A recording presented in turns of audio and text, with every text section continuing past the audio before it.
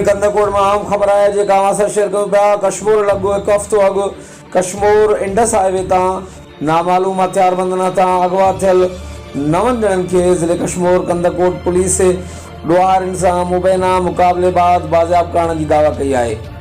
कश्मीर लॻो हिकु हफ़्तो अॻु कश्मीर इंडस हाईवे तां अगवा थियल 9 मुलज़िमनि जी बाज़ियाबी लाइ एसएसपी कश्मीर कंदकोट बशीर अहमद बिरोही जी अॻुवाणी में पुलिस ऐं रेंजर्स हटलनि जी कच्चे वारे इलाइक़े में ॾोहारनि ख़िलाफ़ ऑपरेशन पुलिस ऐं ॾोहारियुनि जी हिक ॿिए मथां जदीद हथियारनि सां फायरिंग जी ॾे वठि।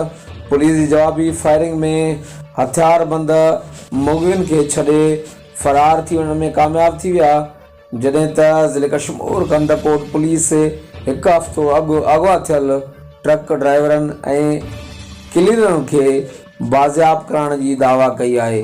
जी नाज़रीन, कंदकोट में अहम ख़बर है जेका असां शेयर कयूं पिया। ज़िले कश्मीर कंदकोट पुलिस कच्चे वारे इलाइक़े में ॾोहारियुनि ख़िलाफ़ मुबैना कार्रवाई में अगवा थियल 9 मुलज़िमनि खे बाज़ियाब करण जी दावा कई आहे। हर वक़्तु आगाहण लाइ ॾिसंदा रहो JTN वेब न्यूज़ कंदकोट।